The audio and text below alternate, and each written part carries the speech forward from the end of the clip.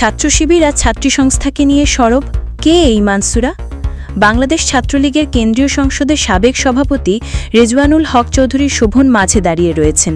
তাকে ঘিরে রয়েছেন রাজনৈতিক নেতা, পেশাজীবী, শিক্ষক, শিক্ষার্থী সহ অনেকে। তার ঠিক বাম পাশেই দেখা যায় ছাত্রদলের কেন্দ্রীয় যুগ্ম সাধারণ সম্পাদক মানসুরা আলম। এমন একটি ছবি প্রায়ই সামাজিক যোগাযোগ মাধ্যমে ভাইরাল হতে দেখা যায়। ছাত্রলীগ নেতার সঙ্গে এমন ছবি থাকার বিষয়ে বিভাগের সিনিয়র হাসান জাহিদের একটি পোস্ট শেয়ার করে নিজের অবস্থানও জানিয়েছেন মানসুরা আলম।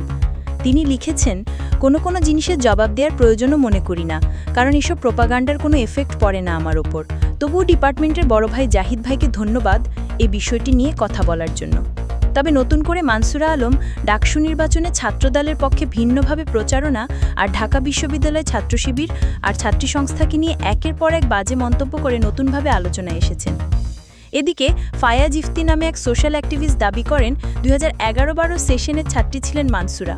2015 থেকে 18 পর্যন্ত সাংবাদিকতা করেছেন, বিশ্ববিদ্যালয় সাংবাদিক সমিতির সক্রিয় সদস্যও ছিলেন। প্রথম বর্ষ পাশ করেছেন 4 বারের চেষ্টার পর, দ্বিতীয় বর্ষও করেছিলেন ফেল, আর তৃতীয় বর্ষে আবারও ব্যর্থ হয়ে ছাত্রত্ব হারিয়েছিলেন তিনি। তারপর তার শিক্ষাজীবন নিয়ে বেশি কিছু জানেন না তার সহপাঠীরাও। ফায়াজ ইফতি আরও দাবি করেছেন ছাত্রদলের কোনো আন্দোলনে সক্রিয় ছিলেন না মানসুরা। আরও সবচেয়ে বড় রহস্য, তার ঘনিষ্ঠতা ছিল ছাত্রলীগের কেন্দ্রীয় নেতাদের সাথে। তার উঠা বসা আড্ডা সবই ছাত্রলীগ ঘিরেই। হঠাৎ করে ক্ষমতার পালাবদলের পর ছাত্রদলের নেতৃত্বে আর হল কমিটি গঠনের মূল নেপথ্য কারিগর হয়ে ওঠা কি কাকতালীয়?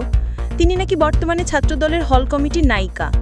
ইফতি পোস্টে আরও বলেন, প্রশ্ন একটাই, যে ছাত্রী নিজের পড়াশোনা শেষ করতে পারেনি, বারবার ফেল করেছে, সে এখন কিভাবে ছাত্রছাত্রীদের নেতৃত্ব দাবি করে? আসলে ছাত্রীদের অধিকার রক্ষার নামে নিজের ব্যর্থতার ইতিহাস ঢাকার চেষ্টা। এটা শিক্ষার্থীদের স্বার্থ নয়, বরং ব্যর্থ ক্যারিয়ার ঢাকতে রাজনৈতিক ছত্রছায়া খোঁজা। জবাবে মানসুরা আলম তার ফেসবুক পোস্টে লেখেন, এসব প্রোপাগান্ডার কোনো এফেক্ট পড়ে না আমার ওপর। এই ছবিটি নিয়ে আমি মোটেও লজ্জিত না।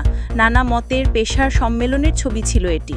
আইন সমিতির রাজনৈতিকরণের আগ পর্যন্ত রাজনীতি ভুলেই আমি সেখানে যেতাম। শুধু যে আমার শোভন ভাইয়ের সঙ্গে ছবি দিয়ে ঝামেলা তা না, শোভন ভাইয়ের ঝামেলা হইতে পারত তখন আমার ছবি নিয়ে।